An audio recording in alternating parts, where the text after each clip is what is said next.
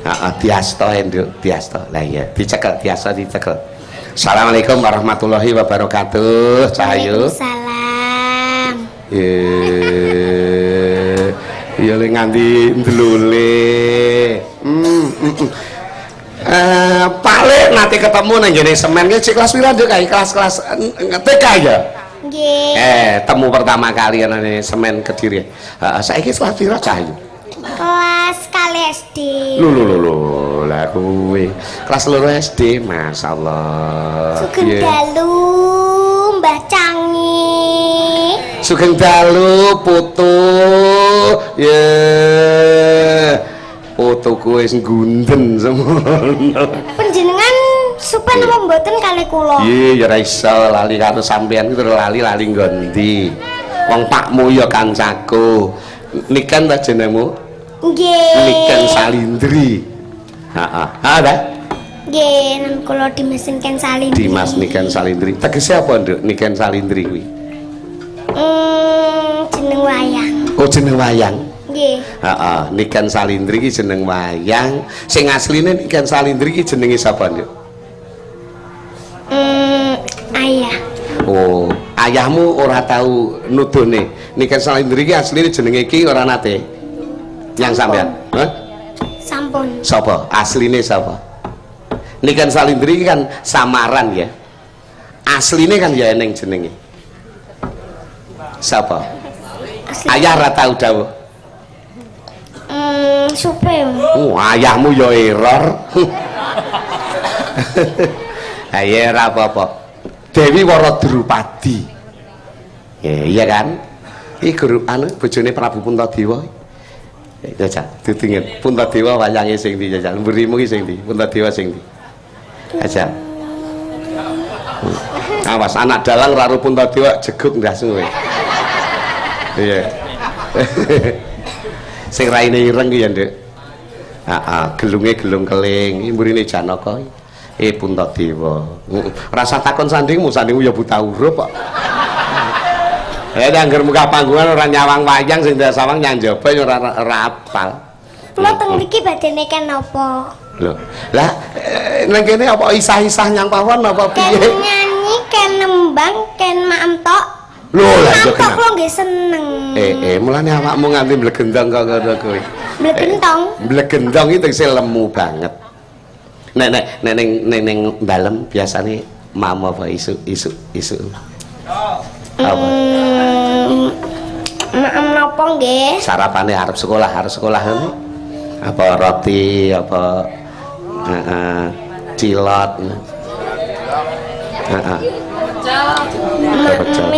Mame apa? Tiap pagi. Apa? Permen. Nggih. Lho, permen iki lak dimut, Nduk. Dalam rangka arep budal sekolah ngono kan ya ana apa roti karo susu apa piye gitu ya.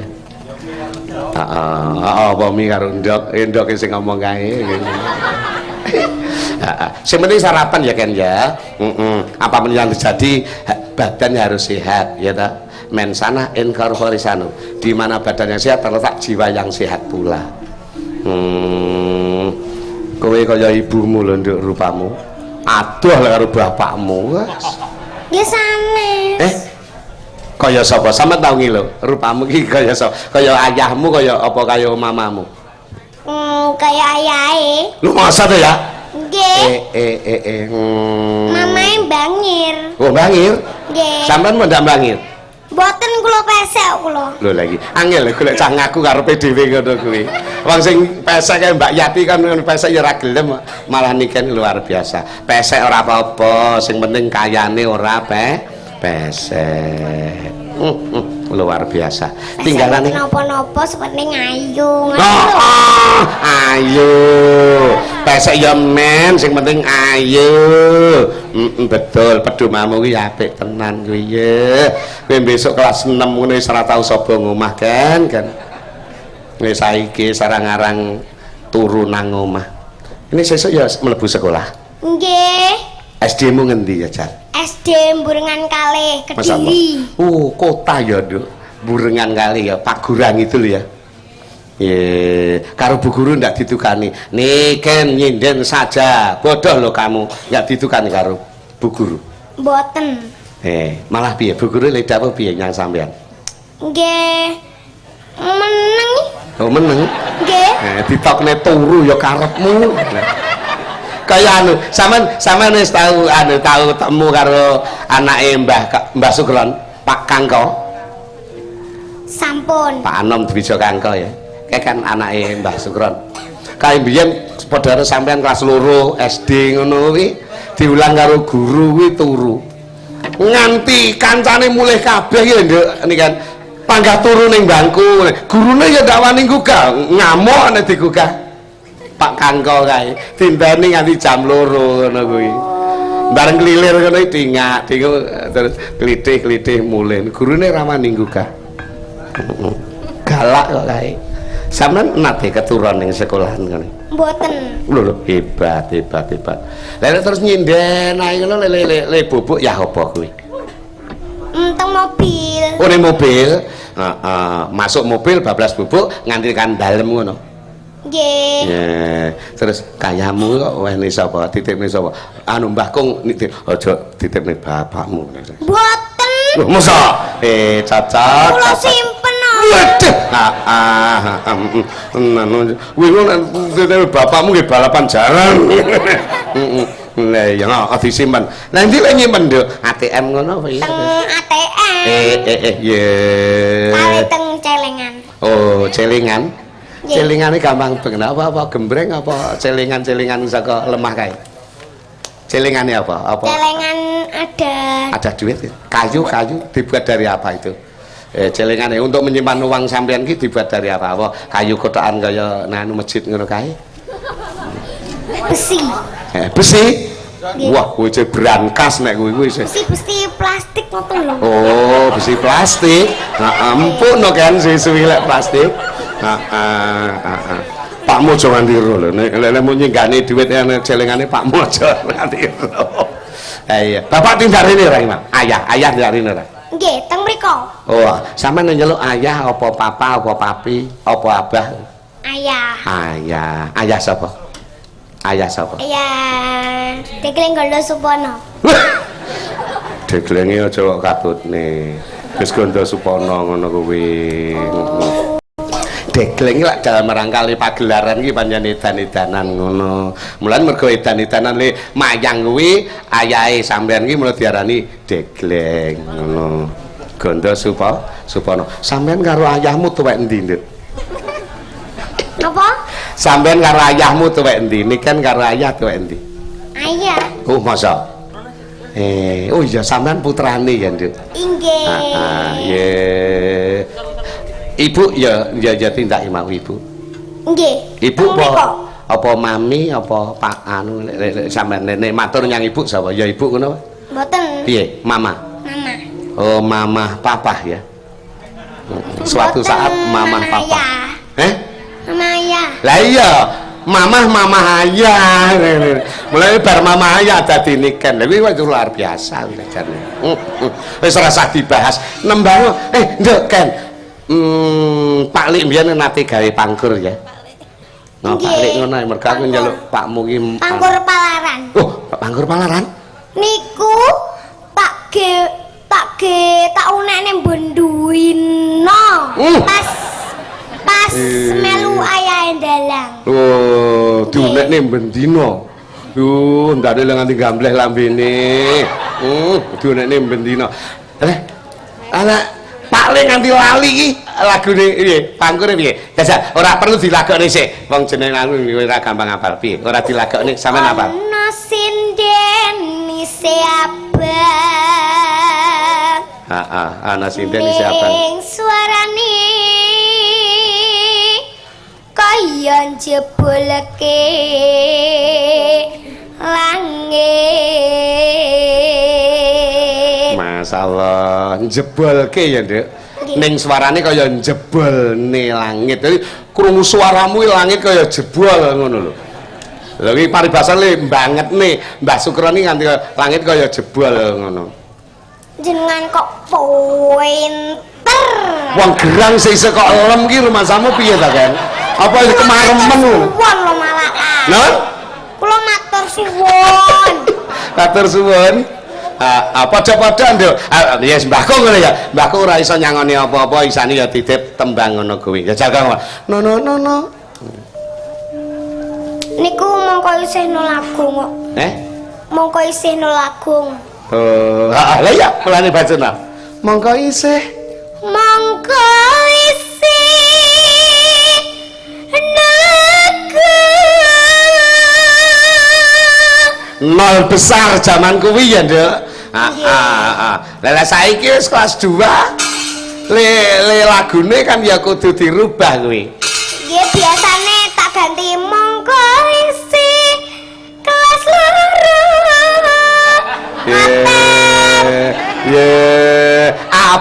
Apik. Ning ngene kan tak tutui. Itu juga baik, itu juga betul. Namun kalau menurut tatanan tembang itu nanti kalau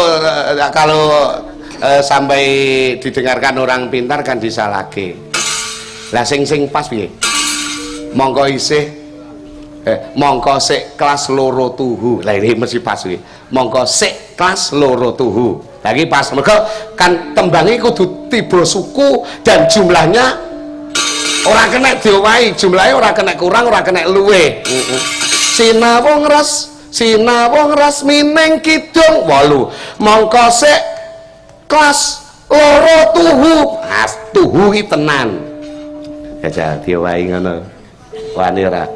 Mongko sik kelas loro tuhu. Ya. Mongko sik kelas loro tuhu.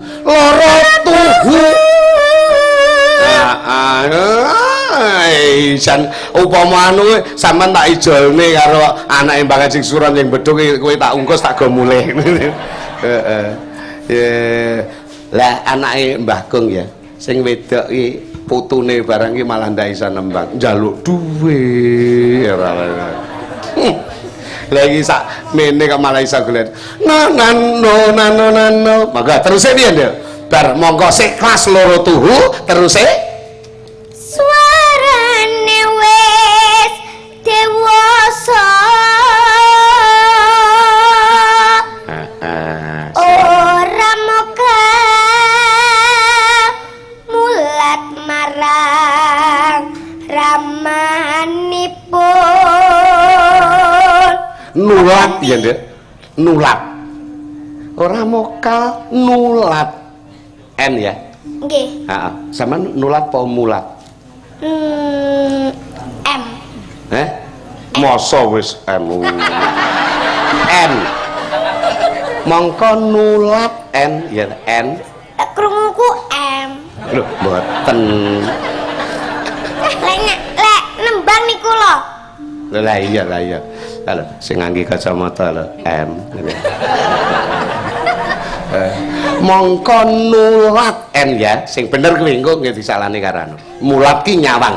M mulat nyawang. Nulat tegese nyonto. Dadi sampean nyonto karo Kang Rama, Bapak Gondo Supono. Desa saling nano dibaleni ora mulat ning nulat. Nggih. Nano mongko nano ya balene ya kok kuwi. Mongko nulat ngono ya. Kok nadane ngoten? Lho, lah piye? Iki diulang bocah wong kurang. Ya sirmu piye wis? Aku manut sampean wis. Sirmu piye wis? Heeh. Sing terus mangga. Heeh. Suarane wis Dewasa.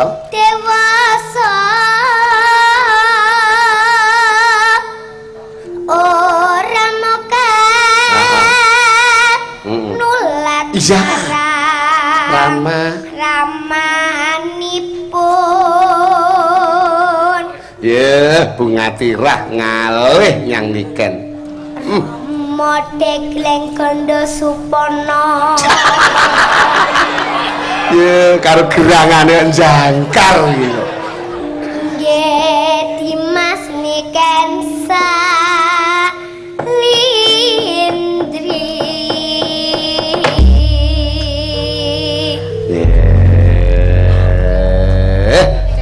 Aku mbrebes lho nduk krungu suaramu. Bocah semono nyuwara kaya wong gerang. Terus kuwi dilagokne apa ya mok ngono kuwi? Mboten lek dilagokne. Oh ya, wis kuwi sik ya. Ah kuwi sik. Iki ngene wong wedok-wedok nulis. Nulis. Isin karo sinden bocah. Nulis. Sing napa isin? Kok sik tak meneng sik. Kowe iki tak belani aja. Pinter-pinter ora isin. Lah ora ngono, kowe tak belani kan. Ya. Sampun ya, Nduk. Isin karo sinden bocah. Yen to nganti yen to nganti tan apal tembang gending. Isin karo sinden bocah yen tan nganti apal sinden gending. Nah. Sampun? Suwarane sundul mendung. Lah.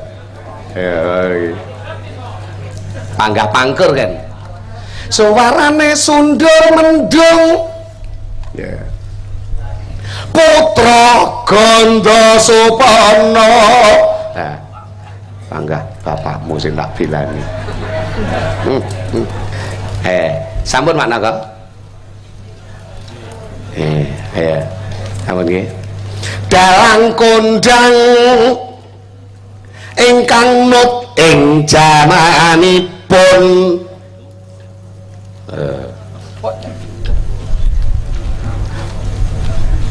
sampun wis iki bahasane rada ngoko duwe anak kebanggaan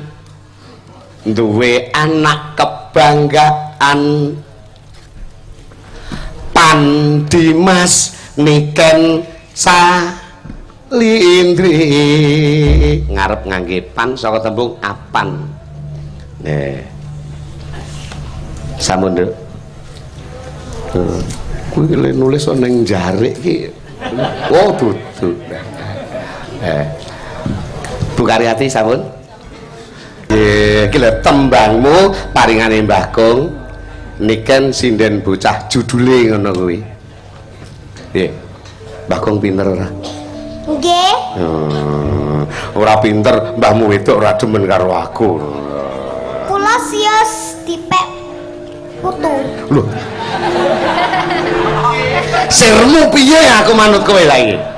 Pek putu monggo, pek anak monggo, pek bujut monggo. Tarena pakmu jaja, tarena pakmu. Ayah. Ayah ndi ayah? Nggih. Mriko. Pinarak ngriki Mas, aku njajal, aku arep ngaji karo sampean di anak ngene iki mbiyen resepe piye. Terus. Ini kalau bareng aku ramanipun biar hujan. Anak komikipun ya bareng.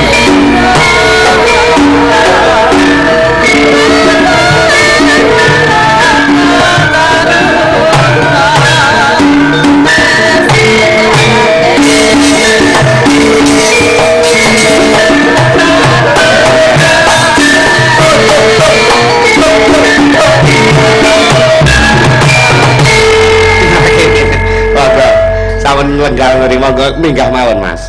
Lah iki niki kehormatan mungging kula, sejarah mungging kula, sajeke urip niki saged jagungan jenengan nggih katemben dalu menika. Nggih. Assalamualaikum Mas Wono. Waalaikumsalam. Alhamdulillah. Ya. Pun pangapunten saderengipun. Ate sundi Mas? Nggih, matur nuwun sanget. Nggih. Menika ingkang dipun pangletaken bab perkawis napa?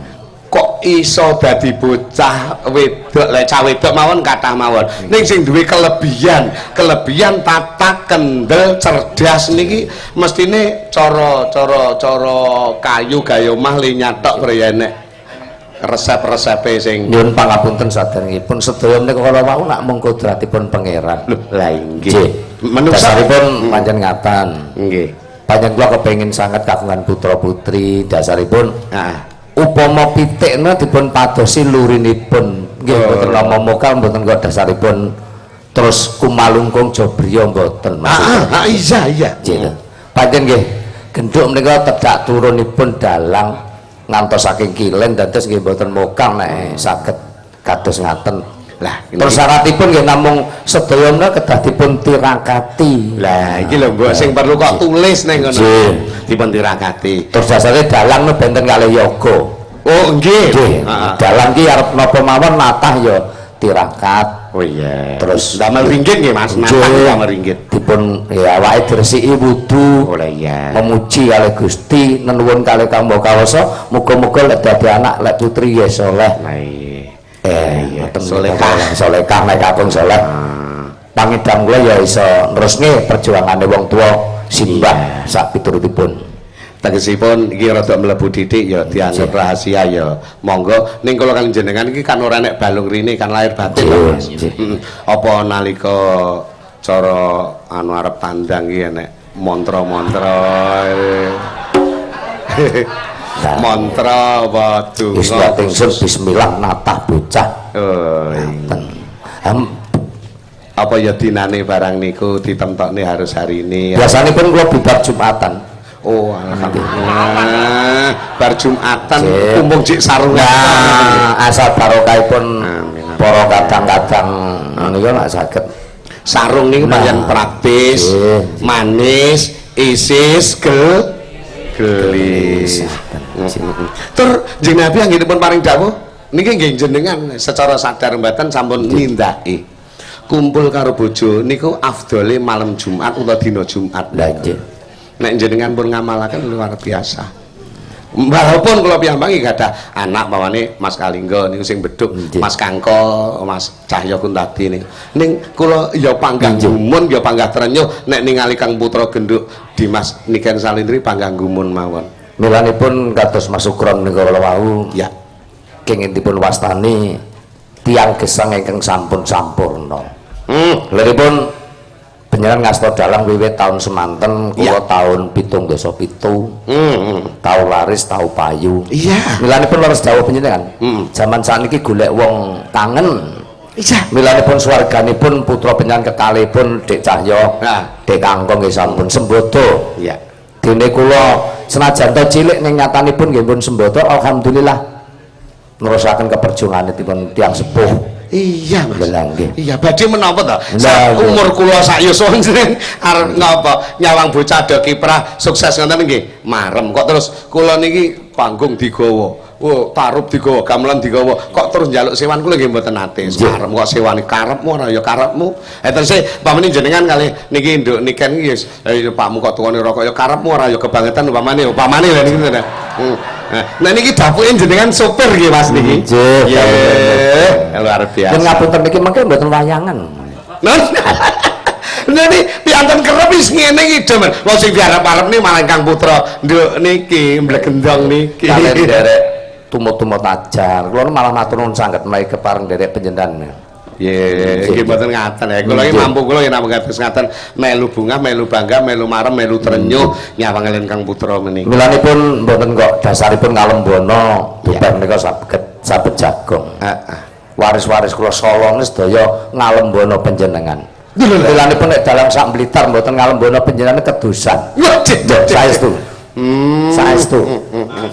Rin, iki malih kedawa-dawa. Nggih. Para kerabat Ewan Surakarta kagemenen Mas Pono menika sinten mawon pamripun? Sakata. Menapa nek sedasipun mijil saking Ngawangga Klaten. Klaten. Oh, aduh lha iki. Pun lek pun muni Klaten sak nomor, Mas.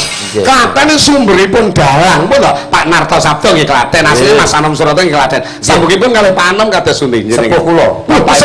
Bapakipun Anom no Diyon kalau kula pernah sepuh kula. Mbah Diyon? Nggih, ngaturi kula Pak Lik. Masalah. Baik, Guntur Darman ngaturi kula nggih Pak Lik. Lho. Gurinipun mantep no.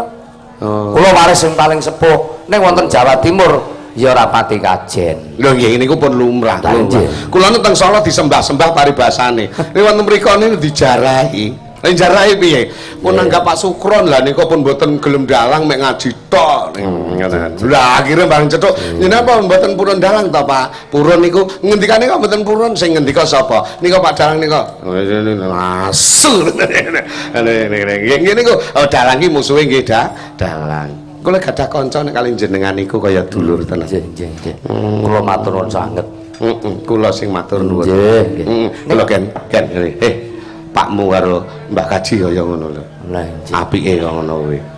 Ngono kuwi piye ya, komentarmu piye? Amin ngono ya. Amin. Wis nembangno saiki. Nggih, monggo Mas panjenengan Matur dawuh. nuwun sanget lho nggih. Nggih, pengen dawuh nembang napa? Nggih. Aku manut para mbah yoga sing penting iso, Nduk. Heeh, jangel-angel gitu. Nggih. Sing gampil-gampil mawon. Lah iya. Apa kira-kira? Sinom nyamat. Sinom nyamat. Nggih. Masya Allah. Lah iki gerange kleru-kleru lho kan. Lah kok kowe wani sinom nyamat lho. Ya, ditenggani karo ayah kaya ngapa? Sinom nyamat. Ngono kae. Pripun Mas? Ngadeg iki, kan ngadeg kersa Nduk. Enggak saru aki cilik, enggak apa-apa. Diberkahi karo Rama, karo ayah Gondo Supono. Kene ora maju. Si kucing, si kucing ditibakaken. Oh iya. Heeh, engko kondo karo wong-wong. Heeh. Lah ngono. Lah wis ora usah ditata wirane cah cilik wis ben. Sakmono ya kotangan barang. Kotangan Ngaduh. napa? Lagi lho gen anu gen dodo kaos dodo kuwi lho. Heeh, ya kok ngapa? Sinom nyamat dening Gedhuk Dimas Niken Salitri.